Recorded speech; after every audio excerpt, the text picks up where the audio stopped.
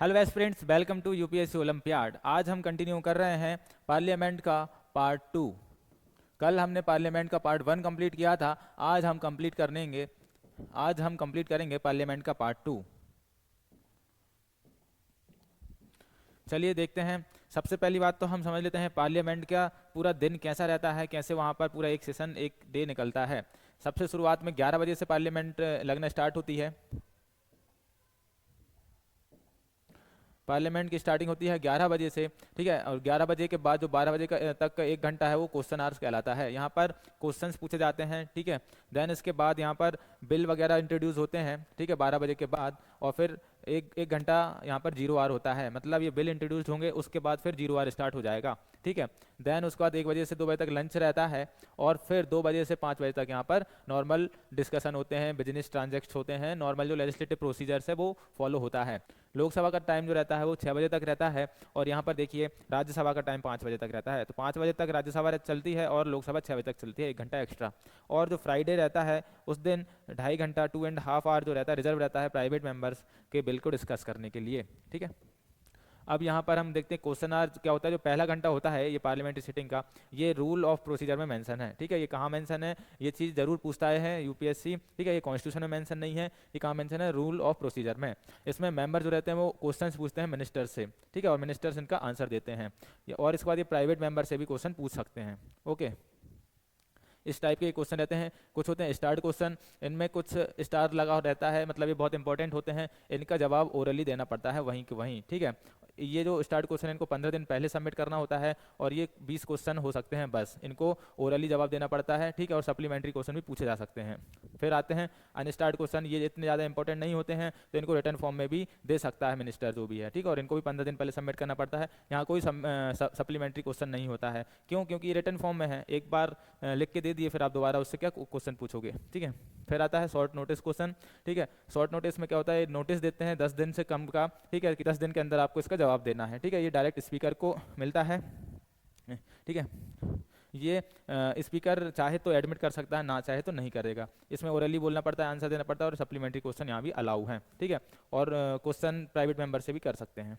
And उसके बाद zero are आता है ना। क्वेश्चन आर के बाद आता है जीरो आर। यहाँ पर ये इंडियन इनोवेशन है, ये कहीं और हमने कहीं से नहीं लिया है, ठीक है। ये इंडिया का है, 1962 से ये चल रहा है और ये कहीं मेंशन नहीं है, ठीक है। ना कॉन्स्टिट्यूशन में मेंशन है, ना रूल ऑफ प्रोसीजर में मेंशन है। इसमें ये एक तरीके का इनफॉर्मल डिवाइस होती है। इसमें जो एमपीज होते हैं, मेंबर ऑफ पार्लियामेंट, ये कोई भी मैटर जो अर्जेंट डिस्कशन जिन पे जरूरी है वैसे मैटर यहाँ पर उठाते हैं, ठीक है। नॉर्मली क्या होता है, 10 बजे जो है वो एमपीज को नोटिस दिया जाता है। 10 बजे जो है वो एमपी नोटिस देते हैं किसको, स्पीकर को, कि हमको जीरो आर में ये वाले क्वेश्चन पूछने हैं, इस चीज़ पे डिस्कशन करना है, ठीक है। और ये क्वेश्चन आर के जस्ट बाद स्टार्ट हो जाता है ना। देन यहाँ पर आते हैं मोशन। पार्लियामेंट में जो कुछ भी काम होते हैं वो मोशन के बिहाफ पर ही होते हैं। पहले आपको मोशन लाना पड़ता है, देन आप वो काम स्टार्ट कर सकते हैं, वो डिस्कशन स्टार्ट कर सकते हैं। कोई भी चीज़ स्टार्टिंग में मोशन ही रहती है, ठीक है। बस वो मोशन जब पास होता है देन उसके बाद उस पर डिबेट होगी, या वो बिल बनेगा, या जो भी चीज़ें होंगी। तो मोशन जो होता है वो एक तरीके का डिवाइस है जिससे पार्लियामेंट्री प्रोसीडिंग्स चलती हैं, ठीक है ना। तो यहाँ पर हाउस अपने डिसीजंस बताता है, ओपिनियन बताता है कि चलो ठीक है इस चीज़ पे हम डिस्कस करते हैं, ठीक है। यहाँ पर प्रिसाइडिंग ऑफिसर की कंसेंट लेना जरूरी है, तब जाके मोशन आएगा और एक्सेप्ट होगा, ठीक है। अब यहाँ पर कितने टाइप के मोशन होते हैं, क्योंकि पार्लियामेंट में जो जो कुछ भी चलता है, जो भी स्टार्ट करना है, वो सब मोशन के थ्रू होता है। तो यहाँ पर कितने मोशन होते हैं, सब्सटेंटिव मोशन, मतलब क्या होता है, बहुत इंपॉर्टेंट कुछ चीज़ होती है, ठीक है ना। तो ये सेल्फ कंटेंट इंडिपेंडेंट प्रपोजल होता है, मतलब ये एक नया टॉपिक होता है और खुद में कंप्लीट टॉपिक होता है कि इस पर हमें डिस्कशन करना है, ठीक है। अब यहाँ पर फिर आता है सब्स्टिट्यूट मोशन। सब्स्टिट्यूट का नाम ही समझ आ रहा है, ये किसी चीज़ को सब्स्टिट्यूट कर रहा है, ठीक है। तो ये सब्सटेंटिव मोशन को सब्स्टिट्यूट करता है, ठीक है। और उसके बाद मतलब ये ओरिजिनल मोशन जो रहता है उसके अल्टरनेटिव में कुछ चीज़ बताता है, कोई चॉइस देता है। सब्स्टिट्यूट करना अपन बोलते हैं ना, इसका कोई सब्स्टिट्यूट नहीं है। यहाँ पर सब्स्टिट्यूट का मतलब ये होता है। फिर आता है सब्सिडियरी मोशन। सब्सिडियरी का क्या मतलब होता है, किसी चीज़ को कॉम्प्लीमेंट कर रहा है, उसमें एड ऑन कर रहा है, ठीक है। तो यहाँ पर इसमें खुद का कोई मतलब नहीं होता है, ये जनरली सब्सटेंटिव मोशन को सब्सिडाइज करता है, ओके।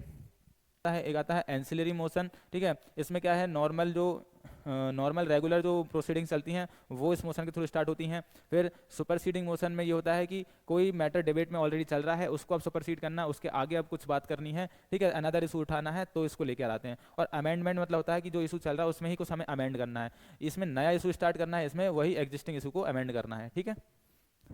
अब यहाँ पर और भी मोशन है, जैसे क्लोजर मोशन है, ठीक है। क्लोजर मोशन का नाम समझ में आ रहा है आपको, क्लोज करनी है कोई चीज़, तो कोई भी डिबेट, कोई भी बात को आपको आप क्लोज करना है, बंद करना है कि हाँ बहुत बात हो गई है, अब डिसीजन आ गया है, तो क्लोजर मोशन आता है। अब यहाँ पर 2 टाइप के क्लोजर होते हैं, 4 टाइप के होते हैं, सॉरी, है ना। तो 4 टाइप के यहाँ क्लोजर होते हैं। एक होता है सिंपल क्लोजर। सिंपल क्लोजर मतलब ठीक है, हमने इसको डिस्कस कर लिया है, क्लोज करते हैं इस मैटर को, ये हो जाता है। फिर एक होता है क्लोजर बाय कंपार्टमेंट। कंपार्टमेंट बना लिए जाते हैं कि हाँ इतना टॉपिक हमने कवर कर लिया है, इस पर डिस्कस कर लिया है, अब इसको क्लोज करो, बाकी का टॉपिक अभी बचा है, ऐसा कंपार्टमेंट बना लेते हैं। फिर होता है कंगारू, है ना।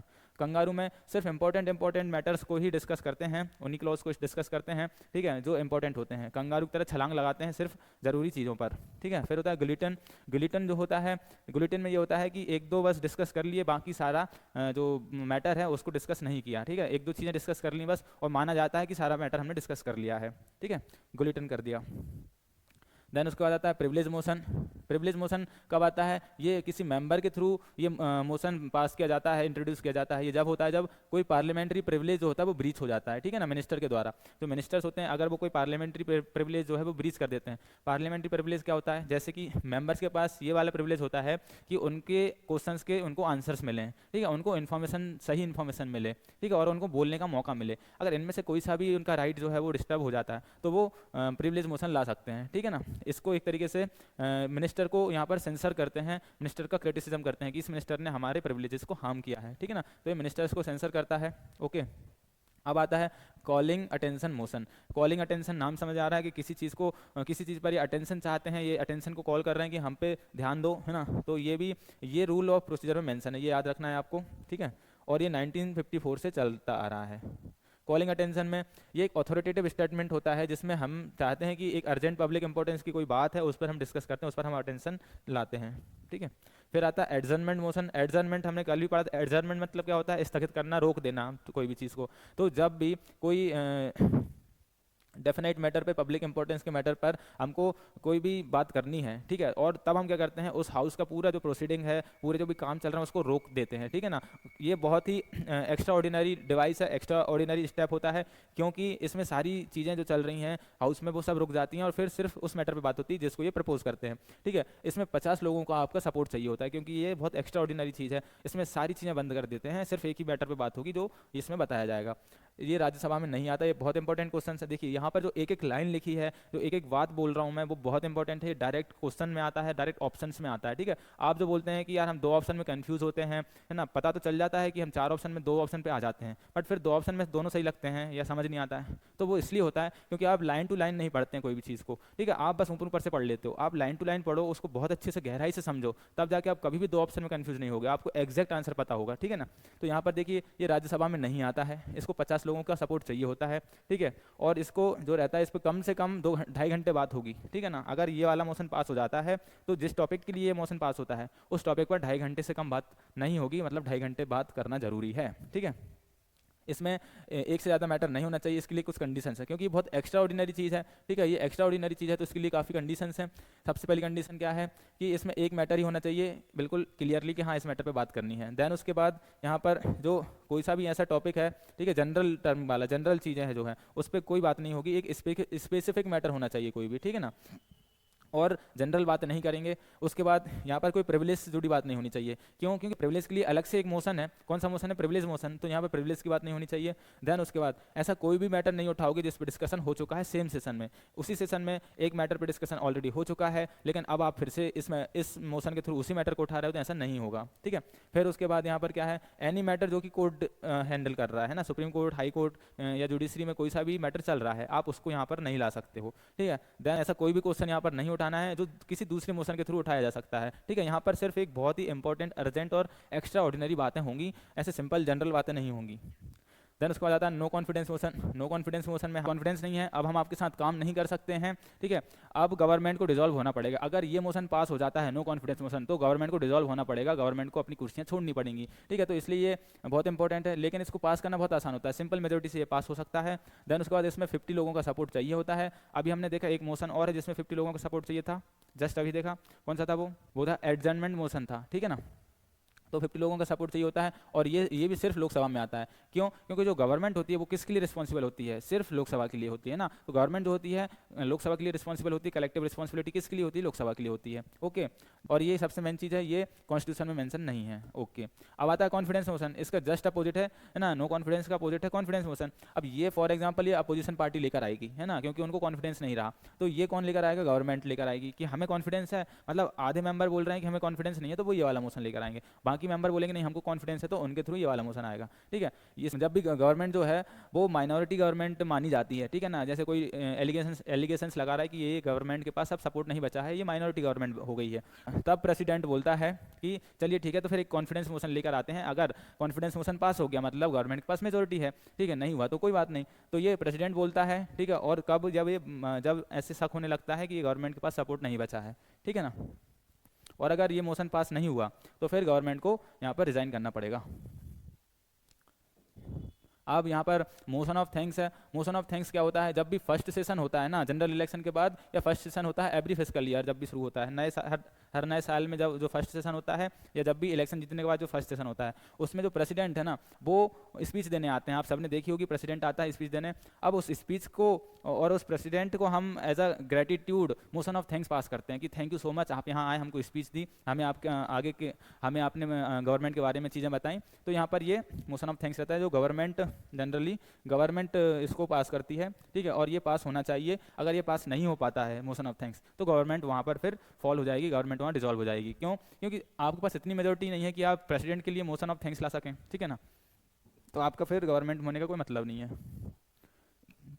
फिर नो डे येट मोशन, इस मोशन का क्या मतलब होता है? No day yet named motion, कि इस मोशन को एक्सेप्ट तो कर लिया है स्पीकर ने, बट अभी कोई डेट नहीं बताई है कि कब हम इस टॉपिक पे बात करेंगे, ठीक है ना। फॉर एग्जांपल कुछ मिनिस्टर्स ने, कुछ एमपीज ने एक मोशन लेकर आए, ठीक है, और स्पीकर ने उसको एक्सेप्ट कर लिया, बट उसने ये नहीं बताया स्पीकर ने कि इस पर कब बात करेंगे, हम आज करेंगे, कल करेंगे, एक महीने बाद करेंगे, ठीक है। तो इसका अभी तक कोई नाम नहीं बताया गया है और ना ही कोई डेट सेलेक्ट की गई है। ओके, फिर आता है डायलेटरी मोशन। डायलेटरी मोशन में क्या होता है? इसमें कुछ नहीं, डिले करते हैं ना, जो हाउस की प्रोसीडिंग्स हैं उसको डिले कर देते हैं, ठीक है, ताकि ये अपना प्रोटेस्ट दिखाते हैं, ठीक है। ये इसके थ्रू प्रोटेस्ट दिखा सकते हैं कि जो प्रोसीडिंग चल रही है उसको हमने डिले कर दिया, एडजर्न कर दिया, ठीक है, और कुछ नहीं, डिस्टर्ब कर दिया हमने हाउस को, वो होता है। अब यहाँ पर दो बहुत इंपॉर्टेंट मोशन होते हैं, ठीक है, आप पीछे देख रहे हैं, इन दोनों को हम अच्छे से समझ लेते हैं। एक होता है सेंसर मोशन। सेंसर मतलब होता है क्रिटिसिज्म करना किसी चीज़ का, और नो कॉन्फिडेंस मोशन हमने देख लिया था अभी, जब हमें कॉन्फिडेंस नहीं बचता है।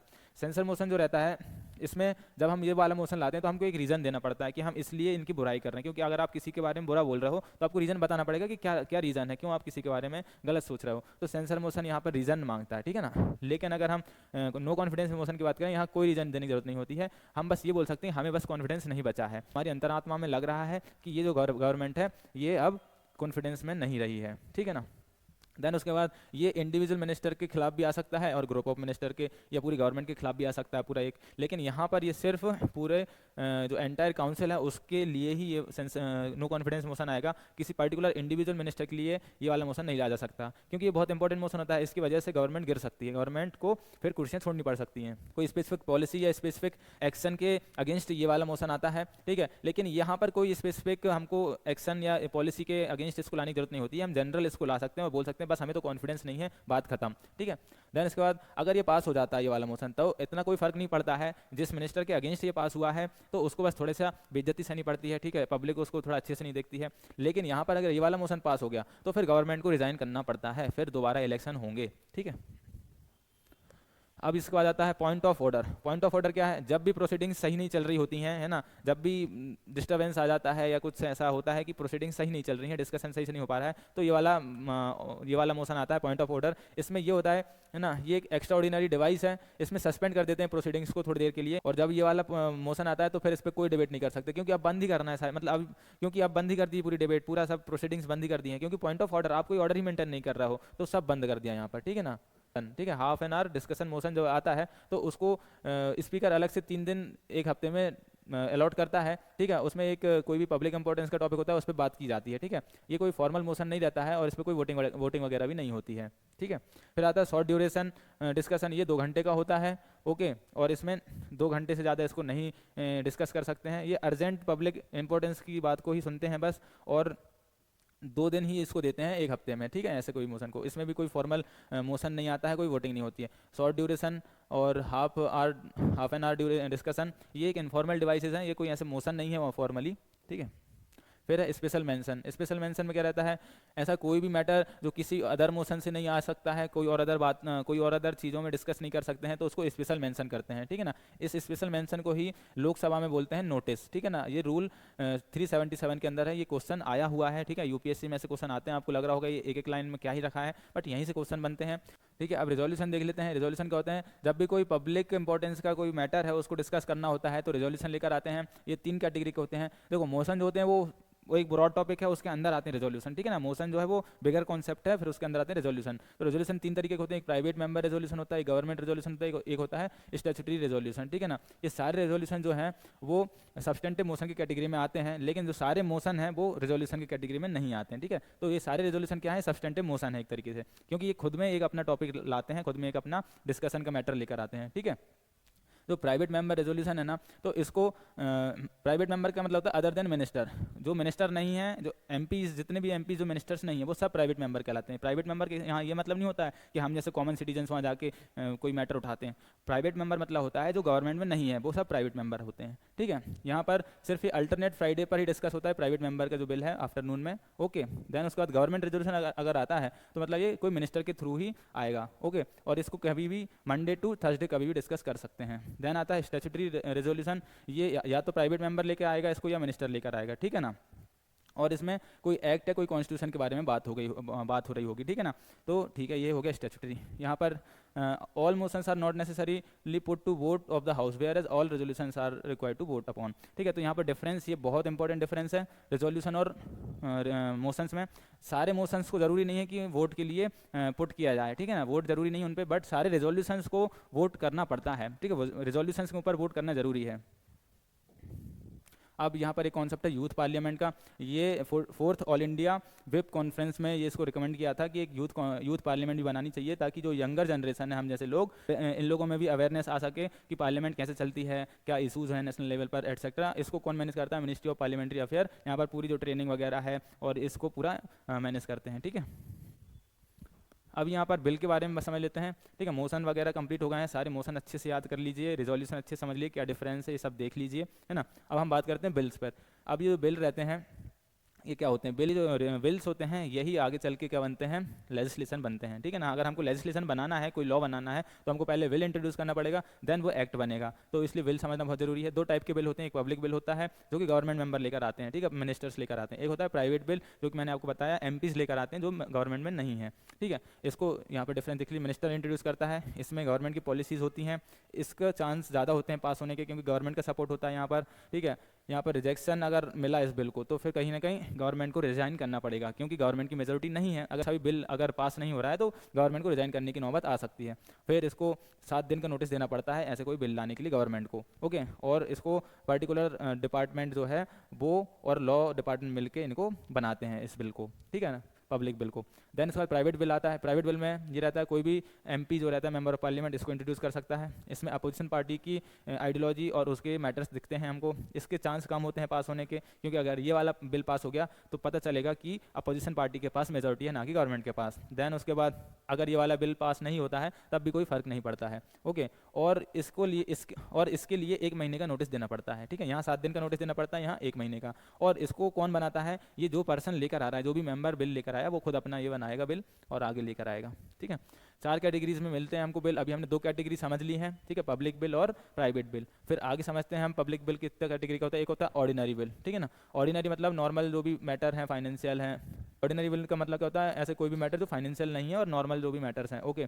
फिर फाइनेंशियल मैटर के लिए फाइनेंशियल बिल आता है। फाइनेंशियल मैटर के ही अंदर कुछ ऐसे टॉपिक होते हैं जो मनी बिल रहते हैं, ठीक है ना, टैक्सेशन, पब्लिक एक्सपेंडिचर एक्सेट्रा, तो ये मनी बिल अलग होता है। फिर होता है कॉन्स्टिट्यूशनल अमेंडमेंट बिल, तो जब भी कॉन्स्टिट्यूशन को अमेंड करना पड़ता है तो ये वाला बिल आता है। ऑर्डिनरी बिल अगर कैसे पास होता है, कैसे इसको लेकर आते हैं, ये समझ लेते हैं। ऑर्डिनरी बिल को इसको कोई भी इंट्रोड्यूस कर सकता है, इसको लोकसभा में भी इंट्रोड्यूस कर सकते हैं, ठीक है ना, इसको लोकसभा में भी इंट्रोड्यूस कर सकते हैं और राज्यसभा में भी कर सकते हैं, ठीक है ना। ओके। तो यहाँ पर जब ये इंट्रोड्यूस होगा तब यहाँ पर सबसे पहले फर्स्ट रीडिंग होगी, ठीक है ना। फर्स्ट स्टेप में क्या होता है, पहले इसको रीडिंग करते हैं, तो पहले इसको नेशनल गैजेट में पब्लिश करते हैं ताकि सब लोग पढ़ सकें। फर्स्ट रीडिंग है ना, यहाँ पर स्टार्ट हो जाती है। इसका टाइटल बताएंगे, इसके ऑब्जेक्टिव्स बताएंगे, ऊपर ऊपर से थोड़ा सा समझाएंगे, और ये गैजेट ऑफ इंडिया में पब्लिश हो जाता है, ठीक है ना। देन उसके बाद जो सेकंड स्टेज आती है, जो सेकंड रीडिंग है ना, सेकंड स्टेज आती है सेकंड रीडिंग। इसमें क्या होता है, जनरल एंड डिटेल्ड स्क्रूटनी होती है, मतलब नॉर्मली भी पढ़ेंगे और फिर डिटेल में भी इधर ही स्क्रूटनी होगी। मतलब जो सेकंड स्टेज है यही मेन स्टेज है, ठीक है। यहाँ पर ही सब कुछ होता है, बिल के बारे में डिस्कशन होता है, उसको समझते हैं, ठीक है। तो इस जो जनरल सेटिंग है और जो सेकंड रीडिंग है, इसकी 3 स्टेप होती हैं। पहले जनरल डिस्कशन होता है, फिर कमेटी के पास जाता है, फिर कंसिडरेशन करते हैं इसका, ठीक है ना। अगर फर्स्ट जनरल डिस्कशन में क्या रहता है, सबको प्रिंटेड कॉपी दे दी जाती है सारे मेंबर्स को, और फिर इस पर बात करते हैं, डिस्कस करते हैं, ठीक है ना। और पर यहाँ पर कोई डिटेल डिस्कस नहीं करते हैं, बस जनरली हम बिल के बारे में समझते हैं, डिटेल्स नहीं यहाँ पर डिस्कस होती हैं, है ना। फिर क्या होता है, अब यहाँ पर हाउस के पास ऑप्शन रहते हैं कि अब क्या करना है इसको, कि इसको अभी कंसीडर करना है या बाद के लिए छोड़ देना है ना, या फिर इसको कोई सिलेक्ट कमेटी के पास भेजना है, या फिर जॉइंट कमेटी के पास भेजना है, या फिर इसको पब्लिक ओपिनियन के लिए दे देना है। ये सारे ऑप्शंस होते हैं हाउस के पास जनरल डिस्कशन करने के बाद, ठीक है ना। फिर उसके बाद आती है कमेटी स्टेज। अगर इन्हें कमेटी को ये बिल भेज दिया है तो कमेटी इसको फिर थोरोली पढ़ेगी, डिटेल में पढ़ेगी, क्लॉज बाय क्लॉज पढ़ेगी। मतलब कमेटी स्टेज जो होती है, सेकंड रीडिंग की जो सेकंड स्टेज है कमेटी स्टेज, इसमें बिल को डिटेल में डिस्कस किया जाता है। फर्स्ट स्टेज में तो जनरल डिस्कशन होता है, यहाँ पर पूरा डिटेल में डिस्कशन होता है। यहाँ पर और मेन चीज़ क्या है यहाँ पर कि अमेंडमेंट आ सकता है, ठीक है। यहाँ पर कोई भी प्रोविजन को अमेंड कर सकते हैं ये लोग, है ना, वोटिंग करके। लेकिन यहाँ पर कोई जो मेन प्रिंसिपल जो भी है उस लॉ का, जो भी बिल का, वो बस चेंज नहीं कर सकते, बाकी उसमें अमेंडमेंट यहाँ कर सकते हैं। फिर आती है कंसिडरेशन स्टेज। अब यहाँ पर बिल को क्लॉज बाय क्लॉज यहाँ पर वोट किया जाता है, अप्रूव किया जाता है, कंसिडर किया जाता है, क्लॉज बाय क्लॉज एक एक करके, बिल्कुल, ठीक है। सेपरेटली इसको वोट करते हैं कि हाँ ये वाला क्लॉज ठीक है, इस पर चलो इसको पास कर दो, अरे ये वाला क्लॉज सही नहीं लग रहा, इसको हटा दो, ऐसा है ना, सेपरेटली इस पर वो होता है, ठीक है। और यहाँ पर मेंबर जो होते हैं वो अमेंडमेंट भी मूव कर सकते हैं, उनको एक्सेप्ट कर सकते हैं, उसको डिलीट कर सकते हैं, सारी चीज़ें यहाँ पर होती हैं। तो सेकंड स्टेज बहुत इंपॉर्टेंट है, इसके अंदर 3 स्टेज होती हैं। पहली होती है जनरल डिस्कशन, दूसरा होता है कमेटी स्टेज, इसमें डिटेल डिस्कशन होता है, इसमें भी चेंजेस ला सकते हैं, और थर्ड होता है कंसिडरेशन स्टेज, इसमें कंसिडर करते हैं सेपरेटली, ठीक है ना, और यहाँ पर अमेंडमेंट भी कर सकते हैं मूव, है ना, ओके। देन उसके बाद आती है लास्ट स्टेज, थर्ड रीडिंग। यहाँ पर अब कुछ बचता नहीं है, क्योंकि सेकंड स्टेज में सब कुछ कर लिया है, डिटेल डिस्कशन कर लिया, अमेंडमेंट की बात कर ली है, चेंज करना है तो नहीं करना है, सारी बातें हो गई हैं, ठीक है। यहाँ पर सिर्फ इतना करना होता है कि अब ये जो बिल है एज अ होल, जो पूरा बिल है, अब इसको पूरा एक्सेप्ट करें कि रिजेक्ट करें, बिल अब कैसा लगा सबको, ठीक है। तो जनरली अगर गवर्नमेंट लेकर आई है बिल तो पास होना चाहिए, और अगर प्राइवेट मेंबर लेकर आया है ना, तो पास हो भी सकता है, नहीं भी हो सकता है। तो यहाँ पर कोई अमेंडमेंट नहीं होता है, क्योंकि अमेंडमेंट वाली चीज़ सेकंड रीडिंग में हमने देख ली थी, ठीक है। यहाँ पर कोई अमेंडमेंट नहीं होता, यहाँ सिर्फ एक ही बात होती है, एक्सेप्ट करना है या रिजेक्ट करना है, बस बात खत्म।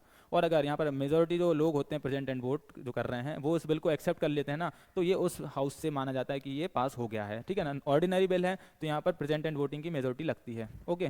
अगर अब सेकंड हाउस में गया तो ये पूरी जो स्टेप हमने पढ़ी थी वो तो वो फॉलो करेगा ही, फिर उसके पास अब 4 ऑप्शन बचते हैं कि यहाँ पर वो अमेंडमेंट के बिना उस बिल को पास कर दे, या वो अमेंडमेंट करके वापस भेजे बिल को लोकसभा के पास, है ना, या फर्स्ट हाउस के पास जहाँ से वो आया, या फिर उसको पूरी तरीके से रिजेक्ट कर दे, बिल को ही खत्म कर दे, या फिर कोई एक्शन ही ना ले, बस उसको पेंडिंग रखे रहे, ठीक है ना। कोई भी हाउस जो जिस हाउस में ओरिजिन हुआ है बिल, तो उस हाउस से मान लो वो पास हो जाता है, तो सेकंड हाउस के पास फिर ये वाले ऑप्शंस बचते हैं, ठीक है ना। अगर फर्स्ट हाउस जो है वो एक्सेप्ट करता है अमेंडमेंट, तो बिल आगे फिर बढ़ जाता है, ठीक है ना, डायरेक्ट प्रेसिडेंट के पास चला जाता है ना। अगर फर्स्ट, जैसे इन्होंने अगर कोई सेकंड हाउस ने अगर कोई अमेंडमेंट बताए और वो फर्स्ट हाउस ने एक्सेप्ट कर लिए, तो फिर बिल डायरेक्ट जाता है प्रेसिडेंट के पास, ओके। लेकिन अगर फर्स्ट हाउस ने वो रिजेक्ट कर दिए जो अमेंडमेंट सेकंड हाउस ने बताए थे, फिर मतलब इनके बीच में डेडलॉक क्रिएट हो गया है, और अगर 6 महीने तक कोई एक्शन ही नहीं लिया उस चीज़ पर, तो फिर जॉइंट सिटिंग बुलानी पड़ेगी, ठीक है। मतलब अगर सेकंड हाउस ने कोई अमेंडमेंट बताया और फर्स्ट हाउस ने उसको रिजेक्ट कर दिया कि नहीं हम ये अमेंड नहीं करेंगे, तो फिर इनके बीच में डेडलॉक क्रिएट हो जाता है, और अगर 6 महीने तक दोनों ने यहाँ पर कुछ एक्शन नहीं लिया तो फिर जॉइंट सिटिंग बुलानी पड़ती है, प्रेसिडेंट बुलाता है जॉइंट सिटिंग, ठीक है, याद रखना। अब लास्ट में सब, फॉर एग्जांपल अगर हम मान लेते हैं कि दोनों हाउस ने पास कर दिए हैं दोनों बिल्स, है ना, तो फिर उसके बाद जाता है प्रेसिडेंट के पास। प्रेसिडेंट के पास 3 ऑप्शन रहते हैं, या तो वो बिल को असेंट दे दे, मतलब उसको मंजूरी दे दे, है ना, या फिर उसको विथहोल्ड कर दे, मतलब विथहोल्ड का मतलब होता है कैंसिल करना, रिजेक्ट करना, ठीक है ना, कि वो अपनी मंजूरी नहीं दे रहा है कि नहीं इस बिल को हम पास नहीं करेंगे, या फिर वो बिल को रिटर्न कर दे। रिटर्न मतलब कि आप इसको एक बार और समझो, फिर से रिकन्सिडर करो, ठीक है। तो यहाँ पर दोनों में अगर ये पास करता है तो वो बिल जो है वो एक्ट बन जाता है, ठीक है, और अगर वो रिजेक्ट कर देता है तो वो बिल को फिर दोबारा से लाना पड़ेगा, वहाँ वो खत्म हो जाता है। लेकिन अगर वो रिकन्सिडरेशन के लिए भेजता है वापस से, आप एक बार रिकन्सिडर करो, और जो हाउस है वो लोग फिर से रिकन्सिडर करते हैं उसको, है ना, और फिर से भेज देते हैं सेम टू सेम वैसे के वैसा बिल फिर से भेज देते हैं, कोई अमेंड नहीं करते। तो सेकंड टाइम अब प्रेसिडेंट को यहाँ पर उस बिल को पास करना ही पड़ता है। अगर हाउसेज ने 2 बार एक ही बिल को भेज दिया है प्रेसिडेंट के पास, तो फिर जो प्रेसिडेंट है उसको वो रिजेक्ट नहीं कर सकता है, ना ही वो उसको रिटर्न कर सकता है, उसके पास सिर्फ एक ऑप्शन बचता है उसको पास करने का। इसी चीज़ को बोलते हैं हैं सस्पेंसिव बिटो। सस्पेंसिव बिटो का मतलब क्या होता है, वो थोड़ी देर के लिए सस्पेंड कर सकता है, ठीक है, बिल को, लेकिन वो उसको सेकंड टाइम में बिल को पास करना ही पड़ेगा, प्रेसिडेंट के पास फिर ऑप्शन नहीं बचता है। ऑर्डिनरी बिल हमने समझ लिया है, अब हम समझते हैं फाइनेंशियल बिल। फाइनेंशियल बिल वो बिल्स होते हैं जिनके अंदर फिजिकल मैटर्स होते हैं, फाइनेंशियल मैटर्स होते हैं रेवेन्यू एक्सपेंडिचर को लेकर, ठीक है ना। यहाँ पर 3 तरीके के अलग अलग फाइनेंशियल बिल होते हैं। एक होता है मनी बिल जो कि आर्टिकल 110 में है, फिर होता है फाइनेंशियल बिल पार्ट 1, ठीक है, फाइनेंशियल बिल टाइप 1 जो कि आर्टिकल 117(1) में है, फिर है फाइनेंशियल बिल टाइप 2, ठीक है ना। टाइप 2 वाला कहाँ है, 117(3) क्लॉज में है, ठीक है। अब हम यहाँ पर देखते हैं सबसे पहले मनी बिल। मनी बिल एक बहुत इंपॉर्टेंट बिल होता है, ठीक है, आर्टिकल 110 में होता है, इसको याद कर लीजिए आप, ये डायरेक्ट आ सकता है, और इसमें सिर्फ ये वाले जो प्रोविजंस लिखे हैं सिर्फ यही होते हैं। अगर ये प्रोविजंस किसी बिल में है तो वो मनी बिल माना जाता है। कौन कौन से हैं जरा हम देख लेते हैं। सबसे पहली बात तो यहाँ पर कोई टैक्स को लगाना, हटाना, कम करना, चेंज करना, ये सब आ जाता है, टैक्स हो गया, ठीक है। फिर कोई भी बोरोइंग, कोई भी उधारी यूनियन गवर्नमेंट की, वो इसमें आ जाती है, ठीक है। फिर कोई भी बात जो कंसोलिडेटेड फंड ऑफ इंडिया या कंटिजेंसी फंड ऑफ इंडिया से रिलेटेड है, ठीक है ना, उससे कोई मनी निकालना है या कुछ उसमें पेमेंट करना है, ओके। देन उसके बाद यहाँ पर कोई भी money consolidated fund of India से रिलेटेड सारी चीज़ें इसमें आ जाती हैं। ये देखिए कंसोलिडेटेड फंड ऑफ इंडिया, उसमें ही आता है पूरा कंसोलिडेटेड फंड ऑफ इंडिया, ठीक है, ये आप याद कर लीजिए इस तरीके से। और ऐसा कोई भी मैटर जो कि स्पेसिफाइड किया है इधर, ठीक है ना, तो अभी तो इतने ही मैटर स्पेसिफाइड हैं, तो ये जो मैटर्स हैं, टैक्स हो गया, बोरिंग्स हो गई, कंसोलिडेटेड फंड ऑफ इंडिया, ये मनी बिल के अंदर आता है, ठीक है ना।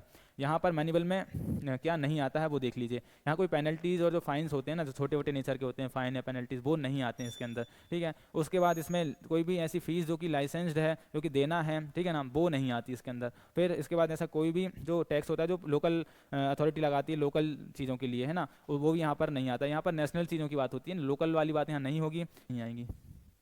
अब यहाँ पर देखो क्या क्या फीचर्स हैं। सबसे पहली बात तो जो मनी बिल है, वो मनी बिल है या नहीं ये कौन बताएगा, who will decide the money bill. तो यहाँ पर स्पीकर की अथॉरिटी जो होती है वो फाइनल होती है, स्पीकर का डिसीजन जो होता है वो फाइनल होता है। देन उसके बाद सबसे इंपॉर्टेंट चीज़ है कि मनी बिल जो है वो सिर्फ और सिर्फ प्रेसिडेंट की रिकमेंडेशन पे आता है। अगर प्रेसिडेंट रिकमेंड नहीं करेगा तो मनी बिल नहीं आ सकता है, ठीक है, ये चीज़ हो गई। फिर ये सिर्फ लोकसभा में आता है, ओके। राज्यसभा में इसका बहुत लिमिटेड रोल है। सबसे पहली बात तो ये राज्यसभा में इंट्रोड्यूस ही नहीं हो सकता है। दूसरी बात, यहाँ पर ये रिजेक्ट भी नहीं कर सकती राज्यसभा इसको, ना ही अमेंड कर सकती। राज्यसभा सिर्फ इसको डिस्कस कर सकती है और रिटर्न कर सकती है डिस्कशन करके वापस से, लेकिन इसको ना तो वो अमेंड कर सकते हैं ना रिजेक्ट कर सकते मनी बिल को। और आखिर में लोकसभा जो चाहेगी सिर्फ वही होगा। लोकसभा अकेला चाहे तो वो पास कर सकती है मनी बिल को। जो मनी बिल है वो पब्लिक बिल ही होता है, क्योंकि इसको गवर्नमेंट लेकर आती है, प्राइवेट मेंबर लेकर नहीं आते हैं। क्यों? क्योंकि यहाँ पर प्रेसिडेंट की रिकमेंडेशन चाहिए होती है, ठीक है। अब हम यहाँ देख लेते हैं मनी बिल और फाइनेंशियल बिल में क्या डिफरेंसेस होते हैं, ठीक है। इसके जो मैटर्स हैं वो याद होने चाहिए, बाकी इनमें जनरल मैटर्स भी आ जाते हैं। ये सिर्फ लोकसभा में इंट्रोड्यूस होता है और ये भी सिर्फ लोकसभा में इंट्रोड्यूस होता है। हालांकि ये जो बिल है टाइप 2, ये कहीं भी इंट्रोड्यूस हो सकता है, लोकसभा या राज्यसभा, ओके। फिर यहाँ पर इसके लिए प्रेसिडेंट की रिकमेंडेशन चाहिए होती है, इसके लिए भी चाहिए होती है, लेकिन इसके लिए नहीं चाहिए होती है, ठीक है। राज्यसभा की पावर इसके लिए बहुत लिमिटेड है, इसको रिजेक्ट नहीं कर सकता, अमेंड नहीं कर सकता, ठीक है। लेकिन जो राज्यसभा है वो इस वाले फाइनेंशियल बिल को और इस वाले फाइनेंशियल बिल को रिजेक्ट भी कर सकता है, अमेंड भी कर सकता है। ये नॉर्मल ऑर्डिनरी बिल की जैसे ही रहता है फिर उनके लिए। फिर जॉइंट सिटिंग यहाँ पर नहीं होती है, क्योंकि लोकसभा के पास ही पूरी पावर है। यहाँ पर हो सकती है और यहाँ भी हो सकती है जॉइंट सिटिंग, ठीक है। यहाँ पर प्रेसिडेंट की असेंट, प्रेसिडेंट के पास सिर्फ 2 ऑप्शन होते हैं। यहाँ पर हमने देखा जनरली प्रेसिडेंट के पास 3 ऑप्शन होते हैं, लेकिन यहाँ सिर्फ 2 होते हैं। एक तो वो इसको या तो असेंट कर दे, या इसको वो एक्सेप्ट कर ले, या फिर उसको रिजेक्ट कर दे, बस। उसको वो रिटर्न नहीं भेज सकता है, ठीक है। लेकिन यहाँ पर तीनों चीज़ें उसके पास होती हैं, वो रिटर्न भी कर सकता है और मना भी कर सकता है। ये इसका एक स्पेशल प्रोसीजर है अलग से, बट ये नॉर्मल बिल की तरह ही ट्रीट किए जाते हैं। इसमें भी सिर्फ एक प्रोसीजर है, ठीक है ना। इसमें भी कुछ चीज़ों को लेकर, जैसे कि ये जो है इधर लोकसभा में इंट्रोड्यूस हो सकता है, बस इतना ही स्पेशल फीचर है इसका। बाकी ये पूरा बिल जो है वो नॉर्मल बिल की तरह है, ठीक है। अब हम यहाँ देखते हैं जॉइंट सिटिंग। जॉइंट सिटिंग क्यों बुलानी पड़ती है? जॉइंट सिटिंग एक तरीके से एक्स्ट्रा ऑर्डिनरी मशीनरी है, ठीक है ना। जब दोनों हाउस में कोई भी बात पर डेडलॉक आ जाता है, वो डिसीजन नहीं ले पाते हैं मिलकर, है ना, कंसेंसस से, तब फिर यहाँ पर जॉइंट सिटिंग बुलानी पड़ती है। इसको कौन बुलाता है? प्रेसिडेंट बुलाता है, ठीक है ना। ये सिर्फ ऑर्डिनरी बिल के लिए आती है और फाइनेंशियल बिल के लिए आती है, ना तो ये मनी बिल के लिए आती, ना तो ये कॉन्स्टिट्यूशनल अमेंडमेंट बिल के लिए आती है, ठीक है ना। जॉइंट सिटिंग सिर्फ और सिर्फ ऑर्डिनरी और फाइनेंशियल बिल के लिए होती है, अमेंडमेंट के लिए नहीं हो सकती और मनी बिल के लिए नहीं हो सकती है, ओके। और जो बिल जॉइंट सिटिंग के लिए प्रपोज हो चुका है, मतलब प्रेसिडेंट ने बोल दिया है कि इस बिल पर जॉइंट सिटिंग आएगी, तो फिर भले ही लोकसभा डिसॉल्व हो जाए, लेकिन वो बिल लैप्स नहीं होता। ये हमने कल ही पढ़ लिया था, ठीक है। अब यहाँ पर हम देखते हैं जॉइंट सिटिंग को कौन प्रिसाइड करता है। जॉइंट सिटिंग को सिर्फ और सिर्फ स्पीकर प्रिसाइड कर सकता है लोकसभा का, और अगर स्पीकर नहीं है तो फिर डिप्टी स्पीकर प्रिसाइड करेगा, और अगर डिप्टी स्पीकर भी नहीं है तो डिप्टी चेयरमैन राज्यसभा का प्रिसाइड करेगा। मतलब क्या है? मतलब यह है कि यहाँ जो राज्यसभा का चेयरमैन है वो इसको प्रिसाइड नहीं कर सकता। उसका क्या रीजन है? जो राज्यसभा का जो चेयरमैन होता है, मतलब वाइस प्रेसिडेंट ऑफ इंडिया, ये किसी भी हाउस का मेंबर नहीं होता है। जब ये मेंबर नहीं होता है तो इसलिए यहाँ पर ये जॉइंट सिटिंग को हेड नहीं कर सकता है, ठीक है ना। अभी तक जॉइंट सिटिंग कितने बिल्स के लिए बुलाई गई है? एक डाउरी प्रोहिबिशन बिल 1960 में आया था, इसके लिए बैंकिंग सर्विस कमीशन बिल 1977 के लिए, और प्रिवेंशन ऑफ टेररिज्म बिल 2002 के लिए बुलाई गई थी, ठीक है ना।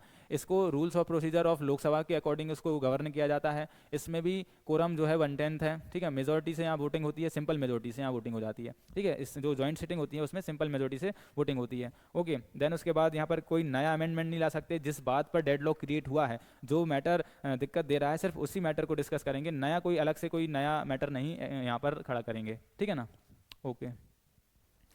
देन उसके बाद आर्टिकल 12 है जिसमें बजट आता है। बजट एक एनुअल फाइनेंशियल स्टेटमेंट है। आपको ये चीज़ बहुत अच्छे से ध्यान रखनी है कि जो कॉन्स्टिट्यूशन है उसमें कहीं भी बजट वर्ड मेंशन नहीं है। जो बजट जो वर्ड है वो कहीं भी मेंशन नहीं है। कॉन्स्टिट्यूशन में लिखा है एनुअल फाइनेंशियल स्टेटमेंट, ठीक है ना। ये वाला वर्ड जो है ये लिखा है आर्टिकल 12 में, ओके। तो आपको याद रखना है। ये क्या होता है, इसमें जितने भी एस्टिमेटेड रिसीट्स हैं और जितने भी एक्सपेंडिचर हैं गवर्नमेंट के, वो इसमें होते हैं, ठीक है। 1 अप्रैल से 31 मार्च तक। 1 अप्रैल से देखा हमने इंडिया में हमारा जो फाइनेंशियल ईयर है कब से स्टार्ट होता है, 1 अप्रैल से, और कब तक चलता है, 31 मार्च तक। तो उसके अंदर गवर्नमेंट ने कितने एक्सपेंडिचर्स किए हैं, कितनी उसके पास रिसीविंग आई हैं, तो वो इधर होते हैं, ठीक है। 2017 में रेलवे बजट को मर्ज कर दिया था जनरल बजट में, ठीक है ना। ये एक फैक्ट है कि 2017 तक 2 बजट आते थे, एक रहता था जनरल बजट, एक रहता था रेलवे बजट, बट यहाँ पर इसको मर्ज कर दिया गया, ठीक है। और बस, और जो रेलवे और जो जनरल बजट सेपरेट हुए थे वो कब हुए थे, 1924 में एक्वर्थ कमेटी के थ्रू, ओके। बजट में क्या क्या होता है, रेवेन्यू और कैपिटल रिसीट्स, उसके बाद ways and means to raise revenue, estimates of expenditure, details of actual receipts, economic and financial policy of coming year, ये चीज़ें रहती हैं बजट के अंदर, ठीक है। कोर प्रोविजंस क्या है बजट के, ठीक है। सबसे पहली बात तो जो प्रेसिडेंट है वो बजट को लीड करता है, मतलब कौन, अगर क्वेश्चन आता है who puts the budget in the houses, तो यहाँ पर प्रेसिडेंट करवाता है, ठीक है ना। मतलब यहाँ पर फाइनेंस मिनिस्टर नहीं बजट लेकर आती हैं, वो प्रेसिडेंट के बिहाफ पर बजट को रिप्रेजेंट करती हैं, ठीक है ना, ओके। यहाँ पर no demand for grant shall be made except on the recommendation of president. तो प्रेसिडेंट की रिकमेंडेशन यहाँ बहुत जरूरी है कोई भी डिमांड करने के लिए, ठीक है ना, ग्रांट्स के लिए।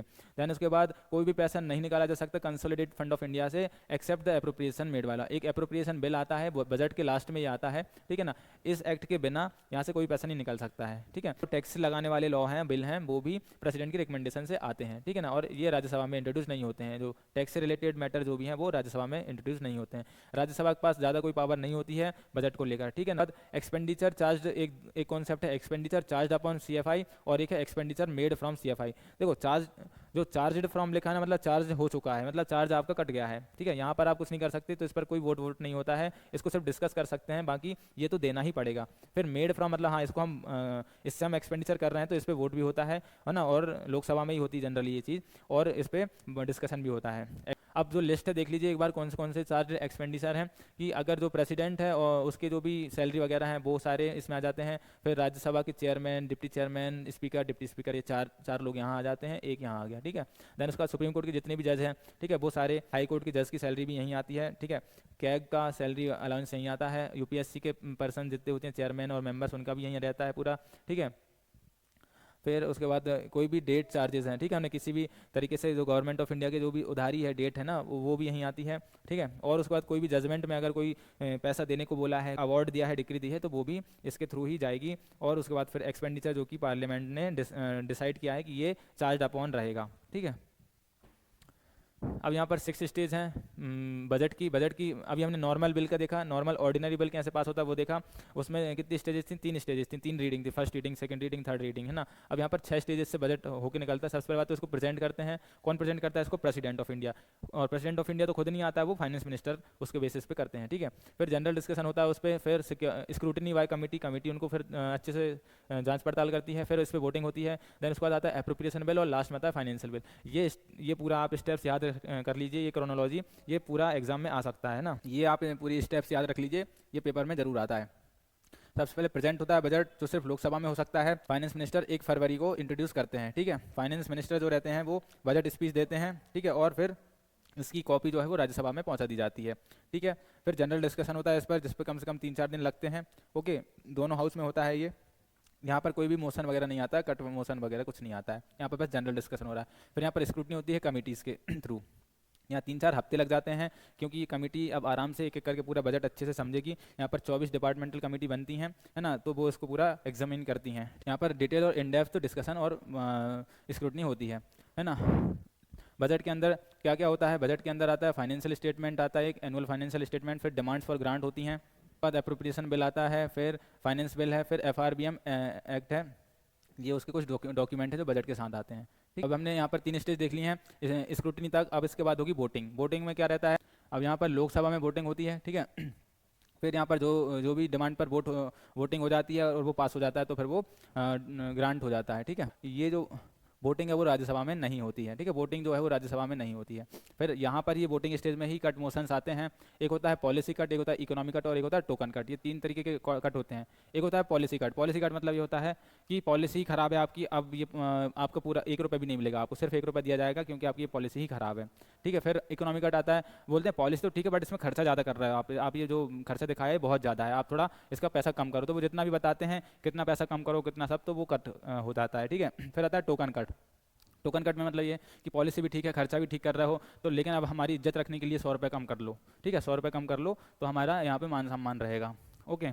फाइनली लास्ट में क्या होता है ना, लास्ट में जो स्पीकर होता है वो सारा एकदम पूरा कंप्लीट बजट को डिस्कशन के लिए रखता है, वोटिंग के लिए रखता है कि अब बताओ ये कंप्लीट बजट को पास करना है या नहीं। आपने डिटेल में क्लॉज बाय क्लॉज तो इसको समझ लिया है, ठीक है, वोटिंग भी कर ली है। अब यहाँ पर पूरा बजट को पास करें कि ना करें, बस ये लास्ट में रहता है, ठीक है।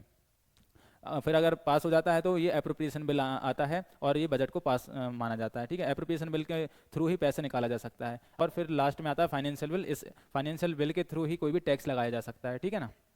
ये आप पढ़ लेना, वोट ऑन अकाउंट क्या है, कुछ अब खास इतना बचा नहीं है वो। यहाँ पर कुछ ग्रांट्स होती हैं। एक होती है सप्लीमेंट्री ग्रांट, मतलब जो ओरिजिनल ग्रांट दी गई थी वो कम पड़ गई तो सप्लीमेंट कर दिया उसको। फिर रहती एडिशनल ग्रांट कि कुछ और एडिशन हमको नई चीज़ करनी है स्कीम में, उसके लिए एडिशनल ग्रांट हो गई। एक्सेस ग्रांट मतलब हमने खर्चा ज़्यादा कर दिया जितना सोचा था उससे, तो excess grant. Vote of credit. Vote of credit क्या होता है कि अनएक्सपेक्टेड कोई ऐसी चीज़ आ गई है, ठीक है, जो पहले हमको नहीं बताती, उसके लिए वोट ऑफ क्रेडिट होता है। फिर एक्सेप्शनल ग्रांट, कोई ऐसी एक्सेप्शनल कंडीशन आ गई है उसके लिए। और टोकन ग्रांट ऐसा रहता है कि इसको रखते हैं, है ना, मतलब अगर एक स्कीम के लिए इतना पैसा लगाया 60 करोड़ रुपए, लेकिन अब हमको इसका पैसा बच गया और दूसरी स्कीम में हमको लग रहा है 70 करोड़, लेकिन उसके लिए 10 करोड़ रुपए की कम जरूरत पड़ रही है, तो फिर हम इसको यहाँ से यहाँ कर देते हैं, उसको टोकन ग्रांट बोलते हैं, ठीक है। अब ये 3 टाइप के फंड हैं, ये बहुत इंपॉर्टेंट है, इनको आप यहाँ से पढ़ लीजिए, इसमें कोई एक्सप्लेन करने की चीज़ है नहीं है, ठीक है। तो उम्मीद है आपको ये सेशन बहुत अच्छा लगा होगा। टेलीग्राम चैनल ज्वाइन कर लीजिए, ये व्हाट्सएप नंबर है हमारा, इस पर आप हमसे कोई क्वेरी पूछ सकते हैं, ठीक है। फिर मिलते हैं नेक्स्ट सेशन में। Thank you so much, bye bye.